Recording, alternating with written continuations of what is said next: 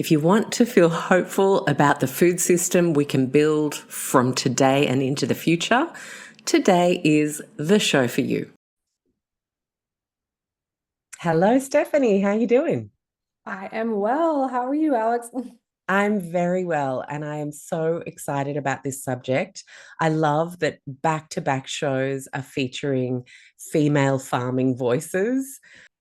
Oh, thank you. Yeah. So I decided to write from the ground up because of it started with the pandemic, really.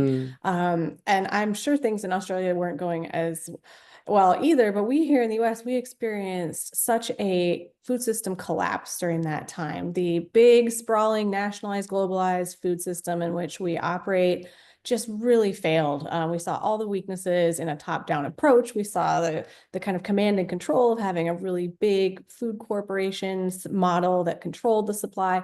And so that really worried me. I was thinking ahead to like, well, what about when we have a climate change related emergency mm, or another pandemic or just any other shock to the system that we can't foresee? And I thought, like, are these the images that we're going to keep seeing for the next few decades, or can we change it? And so I wanted to see, since I had looked at it before in my first book, were there people that were really taking that particular issue seriously? And when I went out and searched, I kept finding women using that holistic perspective, using that kind of whole system approach where things like everything that's happening on the land affects nutrition, affects distribution, affects our rural communities and our urban communities, and just affects all these other things, and the consumer's ability to get the food at the end of that. So that was why I decided to write it. And I also, thought that women just deserved to get the credit that they were earning out there, when they mm. were in these positions trying to move the needle forward. Absolutely.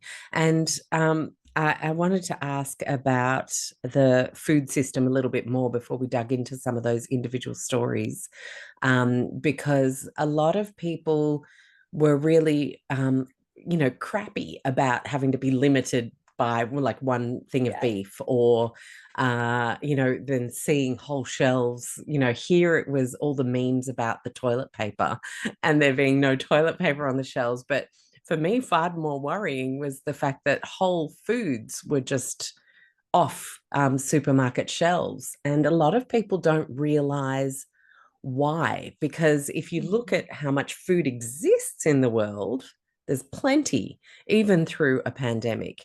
But the way the food system is structured, that's actually what the problem is. Can you step us through that so that we understand a little better? Like, how does that happen every time there's a big hurricane or a Yeah. blizzard? Like, we get cleaned out. Why? When there's so much food. Oh, it's a tangled web, to be sure, Mm, but it really starts with this fact that we have such a concentrated food supply. It is concentrated in the hands of, first big farms, really big, very specialized farms that maybe grow a lot of one thing. And when that is sort of, very, very controlled, tightly controlled. And then they're selling then that same supply into into the corporate food supply system that is also very tightly controlled. mm, And then which is sort of pushing from one location all these products out to the rest of the country, rest of the world.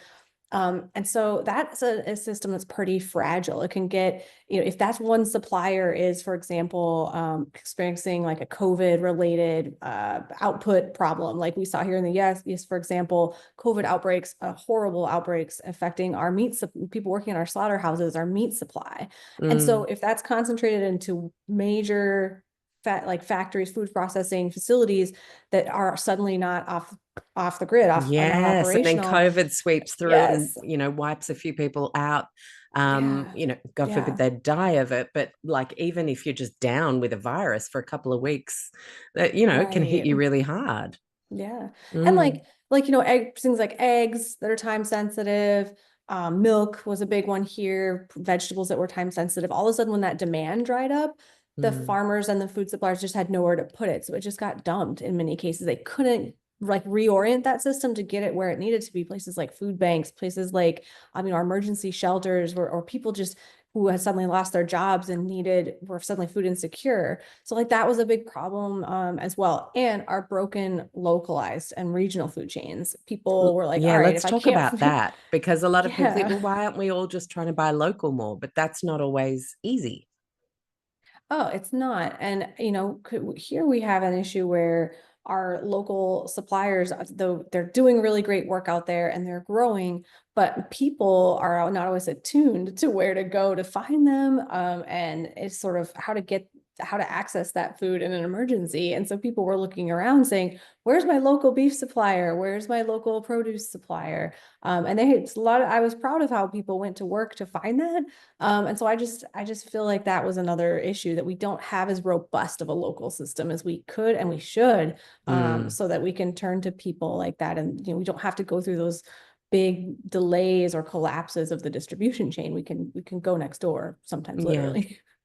Yeah, and Stephanie, can you help us understand? Because one of the problems with the disappearance of smallholder farmers, well, actually two, is the aging farmer. So the average age, Mhm. we have that crisis. We then have the issue of so much red tape in Mhm. small farms, even with vegetables now, as well as with meat products. And then, maybe you're a great farmer, but you're not a great marketer and you don't have Yeah. social media. I see my lovely beef ladies at the markets and I keep telling them, I've got quite a few followers. Like, why don't we get you on Instagram and I can post and you could maybe start Yeah. doing some direct box selling. And they were like, oh, that's all a bit much for me. And so we have quite a few issues. And then you add on top of that sometimes they end up feeling so pressured and it's all so hard. And then a big guy comes and offers you like just some piddly sum to just buy it all up. And you think, you know Mhm. what? Does that mean the hard work is over and I can just rest? Like I could see why farmers would get to the point where that would then finally become the only possible solution. So I love the romance of local, but I feel like there are quite a few steps that we need to examine to help smallholder local farms thrive. What did you see and what have you seen over the years to give a bit of hope that that can actually be revived and have smallholders thriving? Yeah, that's a great question. So you're right. Farmers are aging out, which is scary in the sense that it can leave land to sort of get developed or to get into the hands of bigger and bigger farms. But it also is an opportunity for Mm, young people to come back and to return. And as we build better at bridges between young landowners or young potential landowners in need or renters or operators of any kind, and the people who have the land, that's really great. And so I saw this in action in North Carolina, the state of North Carolina, with a mother-daughter duo, and they have been able to combine, the knowledge that the mother Carrie has, many decades being involved with the farm, with a relative newcomer, her daughter Erin, who's in her 20s, and with who is also a talented farmer in her own right, but she also has that social media knowledge. She has mm, that marketing. She's able to tell the story of the farm in a really unique way. So I think bringing in the next generation can help solve some of that issue for farmers and marketing. And I realize that it's a challenge, especially, in places that may not have good internet or all those types of issues. But it's also any small business kind of faces that issue. So the more we can bring in people to help and support, especially on the farm, the better. So that was one example of a really great, hopeful way that a small, relatively here in the US, a small farm was able to kind of go over that, solve that challenge and jump over that hurdle of how do I reach consumers? How do I stay current? How do I tell the farm story? mm. What do we do as regular people who aren't farmers to start actually being more proactive, in your opinion? I mean, you can obviously speak from the American perspective, but it's the same here for Mhm. sure. I mean, It can be challenging sometimes, and I get it as well. But as much as we can in our schedules and given our financial situations, to try to seek those producers out and be able to find them. So your farmers market is the obvious way, but there's a lot of ways that producers are moving even past the farmers market to do like the community supported agriculture, the CSA, where you're able to buy shares of beef or shares of vegetables or whatever the farm happens to be producing. So Mm. participating in something like that. And also taking advantage of where in your local community, maybe a small or regional, because regional is also very good. These producers who are a small label are producing, growing for a small label, and then buying that, food produced under that label to support them. So I'm thinking of when you go into your big box store, look for something like that that's grown somewhere in your region, within a 500-mile radius or something like that, or that's sourced from small farmers. And often that story is either on the packaging or available to you in other ways. Mm. I also think that, the way that we vote, the way that, where we choose to put that political energy can also be a good way to support our farmers. I mean, voting with your purchasing is great. And that's like sort of one thing you can do today to solve that problem. But Mm. thinking about how you're able to, promote that in your daily life and through the way that you're able to, extend your political will to whatever possible. So there's all kinds of ways, being a voice, being a consumer, and helping the next generation see that. And of course, women, of Mm. course, are really adept at that. So Absolutely. And I yeah, think and the also home. about recognizing every level of government's important. A lot of people Yes, just come yes. out to play once every 3 or 4 years, depending on the country and leadership cycle. And I just really think the real change happens at much lower levels of government, who are Yeah. given seats at the table in the bigger Mhm. government structures. But what I find interesting with farming is, especially if you're a regenerative farmer, you're clued into climate change, and you Right. actually believe it's real and that things Yes. are happening that are man influenced, then you have this issue where you benefit from having smaller government. So let's say with you Mhm. guys, it'd be Republican governments, but then Yeah. you also benefit from governments that don't say drill baby drill. Like, and Right, so what right. do you do there? Do you then, is the focus really to just look at your local representatives and to just focus on the people who are supporting healthier food systems in that space? Oh, I mean, I love that point that you just made It's that really tricky because I yeah, feel like I farmers are caught know. in the middle of like the two negatives and the two positives of those two left and right differences. Yeah. Oh, I know. And so like I think one way to help address some of that divide, I guess, or that kind of Mm, perceived divide maybe between, yeah, is to focus on like the many things that we have in common and just be careful how we talk about it. I think sometimes 100%. That's what I'm yeah. really trying to do. I'm Yeah. like so done with Yeah. polarization, everybody picking a camp and then just going, "Oh, well, it doesn't matter about those issues because I got my one issue covered. So I'm just going to turn a blind Right. eye." And we need to actually just be on team human. Yes. And Mm. yeah, I think that, there might be farmers. There are data, at least in the US, shows that there are farmers there who are acknowledging like the climate is changing, or at least the conditions. Maybe they don't want to call it that, but like the Mm, conditions are changing, right? So like thinking about how language influences our conversations and can also bring us closer together on what we do agree on, because farmers, they definitely feel at risk, and that's always a huge thing on the farm, and it has been before we're starting to see all these climate consequences that we're seeing. So talking them through the lens of risk, and mm, being like, now our risk level is changing. How can we reduce that? Some practices and different management and stewardship styles could help us reduce that risk and maybe less dependence on, inputs that can change in price and become really expensive and are going to become harder to get as our oil resources draw down. So like, I don't know, things that can kind of how we phrase things matters. And so mm, trying to find the most neutral language can, I think, help. But to go back to your point about local, yeah, absolutely. Like local and sort of like state or like mid-tier government has a lot of influence, and people, I encourage people to, like you said, be aware of that and participate in Mm. that, you know? Absolutely. I was following, I can't remember his name, but he's just got a book out recently, a young Republican farmer.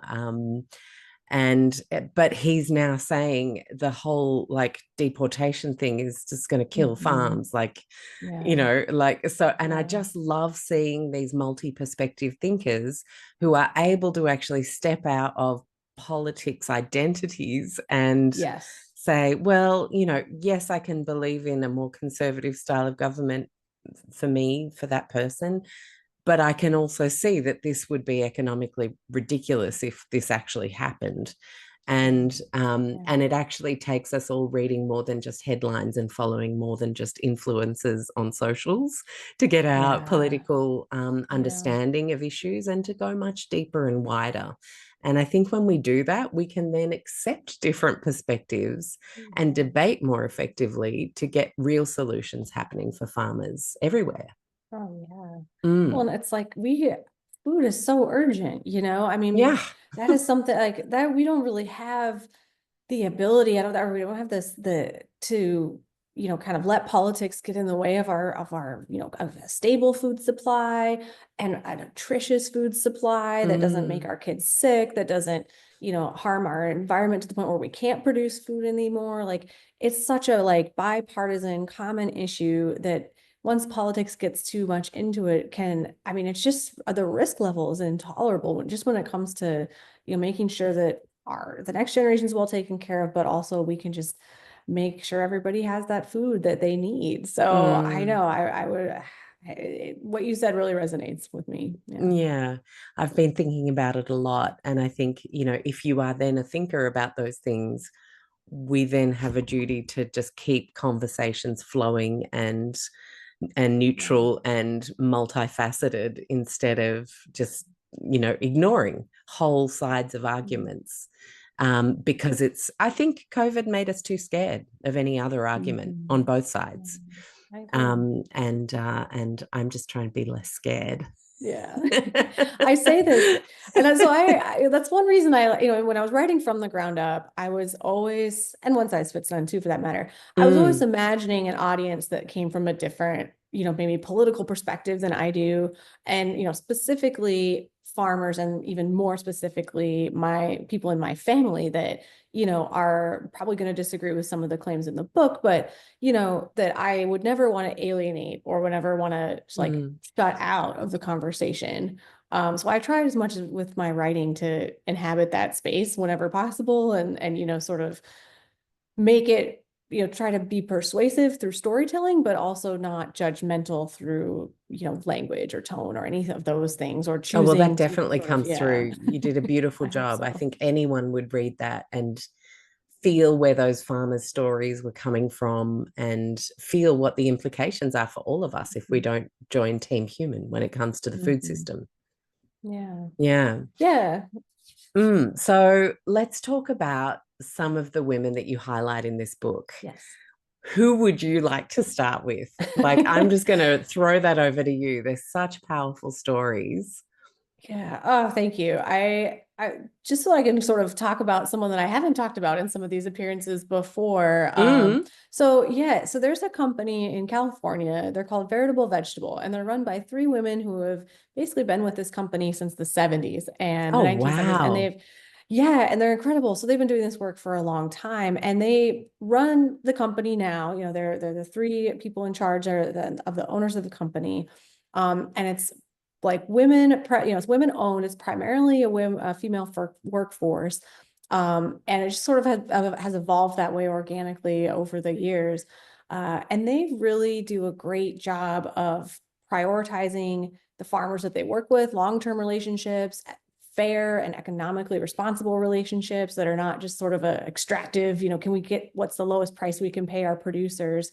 And they just have a great like social and ecological consciousness with the company, and it's profitable. It is not just some sort of altruistic, supported by outside money, and doesn't make money. It's a business, and it Mm. has been a business for many years, and it is profitable, and it does it in a way that the profits are not, sort of all going to the CEOs or all going to, sort of shareholder, lining the pockets of shareholders type of thing. It is Mm. responsibly, it's used, their profits are useless. Everyone gets their living wage, their farmers get a fair price, and they're able to reduce their carbon footprint at the same time.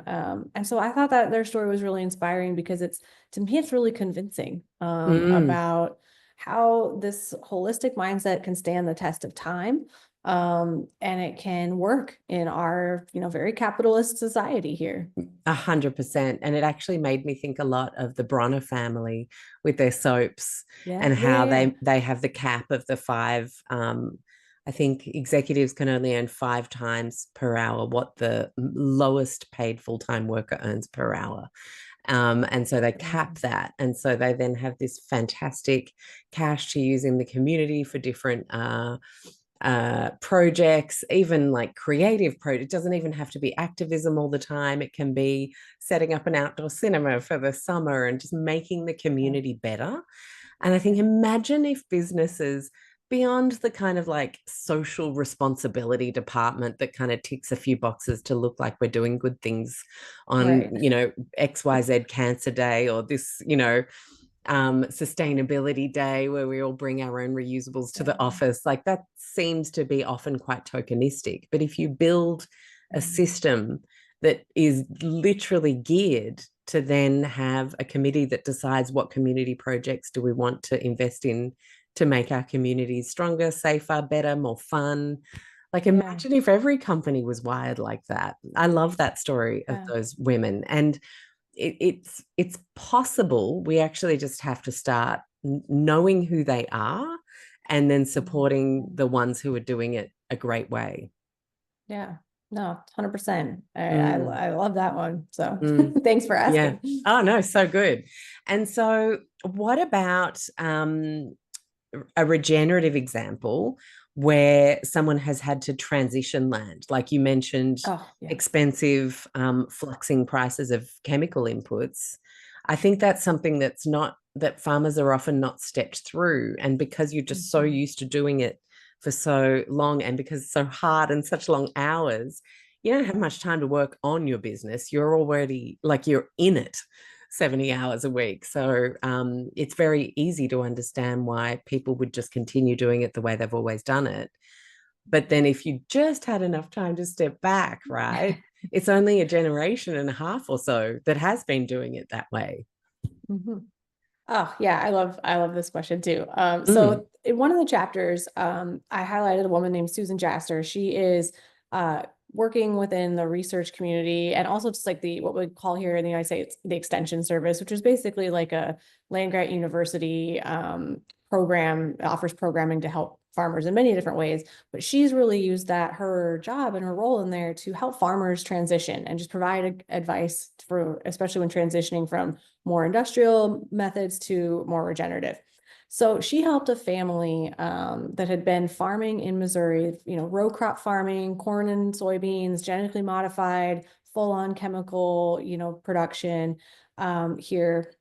No rotations, all monoculture. And they've been doing that for, 3 generations now. And so the generation on the farm currently was a young man named Josh. And he was farming alongside with his grandfather. Unfortunately, his father passed away in a farm accident, but well, another consequence of industrial. But so anyways, Josh was farming with his grandparents, and his grandfather was getting quite elderly. And so Josh was doing a lot of the work, and he found it pretty not very intellectually stimulating. But worse was that he kept getting sick. He kept having these reactions. He couldn't figure out what's going on. And his doctor finally diagnosed it as a agrochemical allergy. He couldn't be out in the fields. He couldn't be near those agrochemicals. So they faced a choice. Keep farming and do it grandpa's way or do it their grandson's way. And by the way, he'd been trying to work in regenerative practices. Grandpa was giving him quite a hard time about it and not really allowing that This is transition to really happen. common. Yeah. It is so common. Mm. So in that case, it forced the decision. But even better was that as Josh let some land go and leased it out, was able to reduce the operating acres, add more diversity, add things like livestock, no tillage, cover crops, a lot of rotation, all these types of things. And he was also able to bring on his sister, Jordan, who had always been pretty excluded from the farm work, Mm. and was now able to be brought in. It helped diversify the operation. And now both families are able to be, on the farm. And yeah, that power was able to give the family more stability, also bring in, two sets of minds, two sets of eyes to look at things, and able to regenerate their land, bring their soils back, make more money per acre, and just, yeah, they've had a really nice, successful transition over the years. And so that's one story that I think gives me hope. Particularly these are younger people, in their late 30s, early 40s, which is for a farmer these days relatively young. They That's have young young. Yeah. kids, yeah, and they're able to have a future on the land, and also be able to make money, support their families, and fulfill the ecological goals that they have for that space. So Yeah. yeah, And that's that the was a thing. fun Like story. the food system as we know it now, with so few people controlling it and so much monocropping and so Mm-hmm. much focus on profit as the metric for success beyond all other metrics, it's finite because the soil will eventually be destroyed and very, very Mm-hmm. hard to recover that landscape. And Yeah. so while we still have some soil, this is the time. And we hear just transition in energy sectors, for example, Right. and giving mining communities time to transition into a new economy with energy. And there's, I'm in two minds about that whole transition myself. Yeah. I think there are some, I mean, it's just we swap what we're mining and then it's still finite. So what are we doing here? Yeah. Yeah. Right. So there's still a lot of debate there. But the words just transition for me, it feels like we need just transitions across multiple sectors if we're going to do life on Earth better. And Mm-hmm. why would we not start incentivizing farmers to transition and support them? And instead of uh, what do you call it, subsidies for monocrops, what about subsidies for farmers who are putting their hands up to transition to more ecological ways of doing things?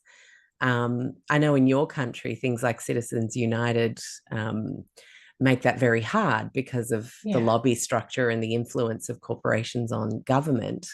And we are often like a bit of an America light in that regard as Yeah. well. But I think we as consumers, as eaters, don't realize we are uniquely placed to play a very major role in this just transition, even if it's just two or three items that we swap out, if that's all the budget allows right now, to just start somewhere with that relocalization and supporting regenerative. That makes a huge difference to farmers feeling like it's worth it as well as they Mm-hmm. see some sales coming through. Yeah. Yeah, and that's where, that kind of one size fits none approach, I think, Mm, applies too, because, I mean, we we need diversity within what we eat, what we're shopping. It's probably good to have diversity, there as well, like we would want on the land. And so we'll get, not everything can come locally. So the things that we do buy that are sourced maybe from larger companies or from different, places outside our region, if they were also produced in a regenerative fashion, like imagine the impact of that. Like one woman I interviewed in the book was talking about how, up till now, big food has been, kind of a negative force in the food system. But if we're able to transition that and have our, regeneratively sourced wheat in our granola bars that we buy, or regeneratively sourced barley in the beer that we drink, whatever it is, imagine the impact if the big PepsiCo and the big General Mills are able to have their farmers meet those standards. That will do them wonders, as well with the government support, like hand in hand. We have to have the support so that those farmers can go to at scale, so that we can still have, that kind of transition as well in that bigger space, paired with the transition in the regional space and the local space. So I agree. I mean, farmers will do the things that make economical sense to them as well as what makes ecological sense. But we've used the carrot of industrial production through things like subsidies for so long. There is no reason we can't use that lever to transition the opposite direction. For sure. Now let's talk about how most families shop in supermarkets, Mm-hmm. and then most of those shopping trolleys currently have processed foods. And as you discovered, like through different communities and speaking with different farmers, um, what are some of the unique ways that you've seen some shifts, some more direct to farm selling as you started to? I mean, I know we've talked about Yeah. social media and marketing, and I think that's a key one. Are there any stories of hope there? Because I think sometimes people just think, oh, well, if I don't go to the supermarket, what am I going to like 10 different places? Is that it? And then, do people have time? There's so many pressures, it feels like these days. And you speak about it beautifully at the start of that book, how COVID era, regardless of what you think of what that era meant or did, it definitely made everyone a bit more scared for the future and a bit more present minded. Like, let me just Mm-hmm. get through today. And I feel like we're still hung over from that. And that's one of the things that affects us being able to have the brain space to diversify places we get food from. Right. I know it can be challenging, of course. And so it might take a little bit more research and a little more legwork Mm, to, than simply just going into the supermarket to get everything you want. Kind of in one shopping trip. yeah. That's why what's fun about like a CSA to me is that Yes. like you get a wide variety of things in most cases. And there's multi-farm CSAs. Like that's how the model has sort of shifted here, responding to that consumer concern about, okay, I have to go here to get this thing and here to get that. You can now have the option to have what we call a multi-farm CSA that brings in, in your one box, you'll get products from all kinds of farms. So you can get your fruits, your vegetables, your meat, your eggs, like your dairy, like all different things, whatever you want to sign up for. Or maybe some local or regionally produced pantry goods as well. You can kind of supplement that through a CSA that offers multiple things. And that's one person that I highlight in the book who's doing that in New York, able to source everything from within 500 miles of the city, from various farms and food makers. So you can get everything from your pasta sauce to your eggs through your subscription with that person. So there are people out there that are trying to meet that need and realize that consumers don't have as much, we're all pressed for time. So to try to make it easier while still honoring that regenerative commitment. Mm. One of the things I remember you talking about in the book is how the regenerative farming space is more welcoming. Mm. Can you unpack that a little bit? Because I think that's a really, like, that is definitely what I feel when I started going to farmers markets and speaking to farmers and people who were passionate about, leaving the land in a better way than they found it. It feels like it's attracting almost people Mm. who yearn for a better future then. Yeah, I think one reason that regenerative tends to be more welcoming is that you kind of have to step outside of the industrial space. And so we all Mm, have that in common when we start to get into that movement. And there's also a really strong network here in the US, and I hope the same is true in Australia, of like regenerative training on farms. So that's where yeah. this generation of producers is getting that some of that knowledge that they may not have. And so it's bringing together producers that are maybe grew up in cities, grew up with different backgrounds than the typical kind of white European ancestry farmer that might be having some of that experience, getting their experience from that. And so I think that kind of experience of going to farms, doing training together, kind of growing up in the movement. And when you think of, the regenerative principles of diversity and, sort of health and working with nature rather than against it, I think that naturally lends itself to people who are going to be more open-minded and are going to be more willing to be in communication and in community with one another. Not, and I don't want to say that to the exclusion of anyone, of at all, but the industrial mindset does tend to be kind of command and control, and that can leak over Mm. into the way operations are run or the way relationships can be handled in sometimes in some Yeah, ways. we're like fighting to get what we need Mm-hmm. rather than Mm-hmm. collaborating to get what we need. Yes. Oh, like that's one very frustrating thing for me about the industrial movement is that the get big or get out command forces you to be in competition with all of your neighbors and your fellow farmers. So where it becomes a us versus them. And when they go out of business, it's good for you because you can acquire their land and sort of, Mm. and when everyone's growing the same thing, you're competing on yields, but then it also higher yields will also drive down prices. So when you're competing to grow the same type of corn or the same type of wheat, then that gets to be oversupply and then that hurts everyone. So like that kind of competitive mindset rather than a collective, we're in this together mindset. I think Yes, it's just been the detriment to our rural communities a and hundred how we percent. perceive each other. Yeah, I think that I can't remember his name right now, but the wonderful filmmaker who passed away recently, who did the Super Size Me documentaries and the follow-up, the Oh, sequel, where he yeah. went under the hood of the chicken and egg industry. And as Yeah. you kind of see exactly what you just described, how farmers end up getting pitted against each other to try and undercut on pricing and Yep. completely disregard animal health Hmm. to do so. Yeah. It was such a fantastic, plain, tragic exploration of that system, but really helped show why we need something different.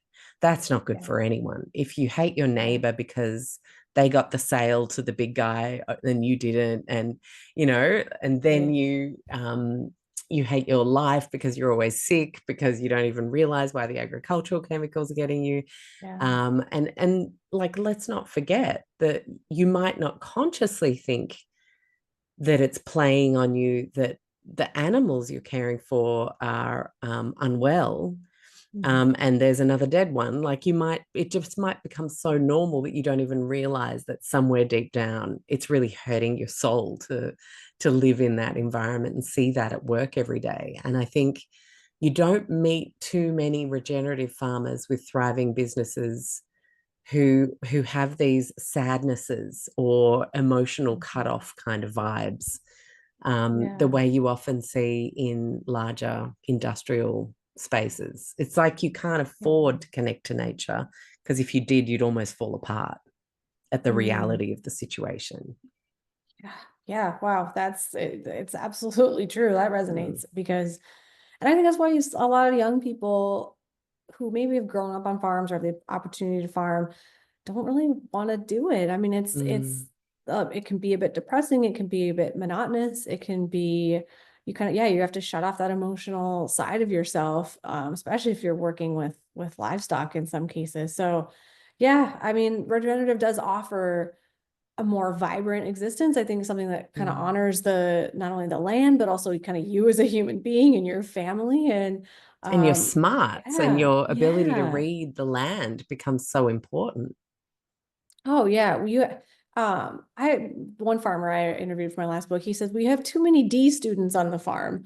Students who are not using their brains, right? Or Mm. I think, I mean, what he meant by that was just we're not challenging our farmers to be their full selves and to kind of engage and think dynamically and think holistically. And we just kind of have more we're telling them we just want you to focus on profits. We just want you to focus on yields. We want you to narrow your perspective instead of broadening it. Mm. Yeah, there's a striking parallel as you talk there about with medicine and poor doctors Mm. who are like stuck between a rock and a hard place, got a short amount of time, and they have to literally wait until things get bad to be able to prescribe things to fix them. Anything subclinical is like, well, let's just wait and see where Mhm. this goes, even though someone could be in pain or sick. And it's like we live in crisis and repair mode instead of nurture and prevent. And I Mhm. think regenerative does nurture and prevent bad things from happening. Yeah. Mm, Yeah, no, it's such a great point. It kind of reminds me of one of the women I interviewed in the book, Kelsey Scott. She said, mm. well, something I'm going to paraphrase here, like when we see something that we don't like or a response in the environment that we don't like, we have to sort of sit back and say, well, why did Mother Nature give me that? Like that plant there, like what was I doing to, there's no such thing as a weed. It's just the way your management It's a like style response. is. Yeah, It's a yeah. response. Yeah. Or that, Mm. so like, thinking about it that way and changing your mindset, I think is a really powerful thing, and recognizing that some like maybe what could be chaos in the industrial model is okay. Like it's going to have it could have also unintended but welcome benefits that we may not be able to see if we just eliminate it right away. Yeah. And I want to finish by asking you about a sense of can do. Like a lot of people, I feel like we've almost gone backwards with many people now struggling on grocery prices. So there's this whole new challenge of trying to Mhm. get cut through and get people to order direct from farms. Because if Mhm. you're a farmer who's just transitioning, like that's quite an expensive exercise to make those changes before you sometimes see the benefits financially. And so it can be really expensive from a even direct to consumer, sending boxes out. Um, and so I just kind of wanted to ask you, are you seeing anything hopeful happening there? Creative ways people are finding ways to still access regeneratively produced foods by coming together as communities? Because a lot of people say, oh, yeah, regenerative's fine, but like that's for privileged people right now. I'm still like, should I buy the blueberries from the supermarket or not? Right. Mm. Yeah, I know that has been, I think probably a setback for the regenerative movement or even, any kind of alternative to the big food model is that, the prices were already higher in some cases, although they were coming down and, They kind of were, coming exactly. in parity. But so I would say, just remember that transition takes time, like just so that, and setbacks are going to be normal, like, or there might be periods of your life where you're not able to purchase the things that you want in the moment or not as much of what you want in the moment. And that, you know, if there's a gap, it can be addressed later on when the situation changes. So like, don't be too hard on yourself, basically. Mm, If you find that something that you want to buy is out of reach at the moment, and don't feel guilty about that. That, that's the economic realities that we're in. And also, I see regenerative producers, are able to, because they're able to set their own prices, they're also able to set prices that are going to be as fair as possible. Because we did mm. see a lot of price gouging, here in the US where, you know, the corporates sort of profits were outpacing what they needed to cover inflation. Like that was clear. Mm, So when we have farmers who are going to have to look you in the eye and ask you to pay this, they're going to charge you what's fair so that they can have a living wage, but not that's going to, be exorbitant and again, do that whole corporate greed thing. So mm. I think that's a sign of hope that when we have real people involved in the system, um, there's going to be a better balance between price and what's, the real cost of food. Yeah. Yeah, absolutely. And I think if you shop at markets and things, there's no harm in offering to buy double and get $1 off. Or, Yeah. something like if something that's high rotation in your family, I don't know a farmer that wouldn't find that a reasonable exchange. Plus, they just Yeah. get to sell more to one person. So then the profit is made the economy is made that way, if you like. Yeah. I do that with eggs all the time, and Yeah. everyone's always Yeah. fine with it.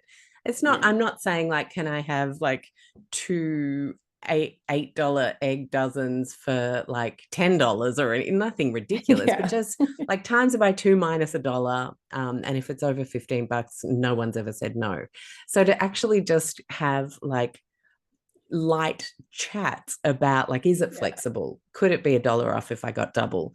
And I think we forget, because we're so used to just going through cash registers at supermarkets where it's all fixed. And you would never say that to, like, your Walgreens or Woolworths. Right. But Yeah. to a farmer who's just there and they've driven to their truck and they're like, yeah, that's a sweet deal, no problems. To be a bit more community chat minded around pricing. They can always say no too. It's not like you're trying to pressure people. Um, Yeah. but yeah, I find that that usually Yeah. works because they get to empty their truck Yeah. if they do a few more of those over a course of a day. Right. Yeah. So, and then learning to cook, I think I just want to add that in.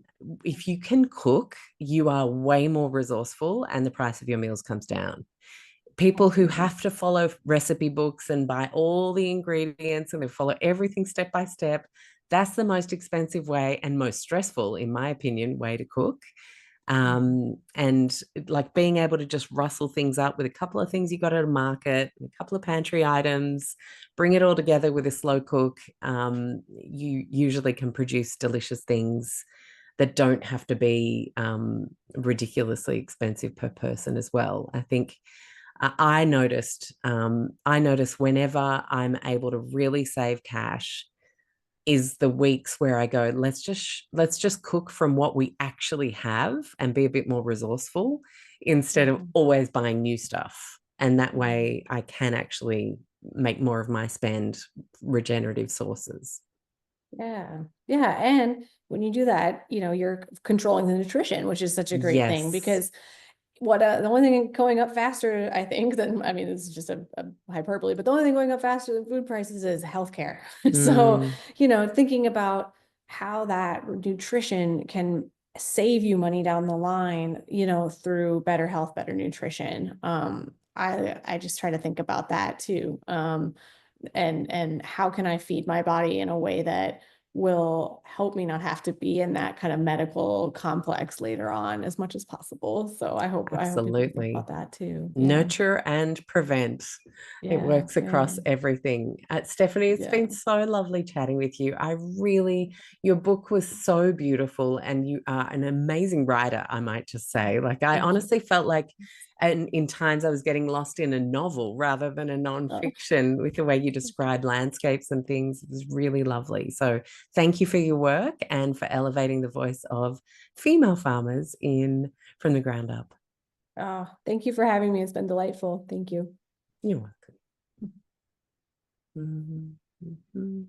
I hope you loved today's show as much as I loved bringing it to you. I want to remind you that if you are someone who craves a low tox community that is judgment free, full of empowerment, has health professionals and building health professionals that can support you, as well as me in there answering questions multiple times a week, I want to invite you to join the Low Tox Club. For the price of less than a cup of coffee a month, you have an annual membership for $49 Australian, so it's about $30 US or euro, that allows you to have a member masterclass every single month with a health professional or global expert from the podcast, where we have them to ourselves for an hour to ask questions and deep dive further. You have the beautiful supportive chat group. You have Q&As with me answering questions. We read books and talk about them, and a whole bunch more. You can head to lowtoxlife.com, hit the explore tab, and join the club is the very first option on that list. Of course, we have over 10 evergreen courses that you can jump into anytime, whether it's navigating everyday low tox swaps with our Go Low Tox signature course, whether you have kids and you're wanting to know how to best support them with our Low Tox Kids course, whether you're planning a family and looking at a healthy low tox preconception journey, reducing inflammation, especially the chronic kind, with our Inflammation Ninja course, many other courses. You can again head to lowtoxlife.com, hit the courses tab, and you'll see all of the options, which includes a business course, my Low Tox Method program. A lot of people don't know, but I was doing a lot before starting Low Tox Life in 2009, and I was a business consultant across hospitality, health, retail, and cosmetics. I have been in business consulting for a very long time, so I absolutely adore helping people move into the low tox space or develop their low tox businesses. So that's a way I can support you. And then, of course, there's our wonderful social media communities at Low Tox Life on Instagram, and of course, the website with over 250 gluten-free recipes, blogs, downloadable PDFs to help you navigate wanting to get rid of synthetic fragrances in your school or office. I could go on. So head to lowtoxlife.com, see what takes your interest or fancy, and thank you so much for being a part of our podcast community. I love, love, love reading your reviews. I appreciate every follow and subscribe. And I want to just remind you to finish off that if there's anything you heard that you found interesting from a medical or scientific perspective, it is intended as education only. Please always chat to a health professional who knows you and your situation best. I'll see you next week. Bye.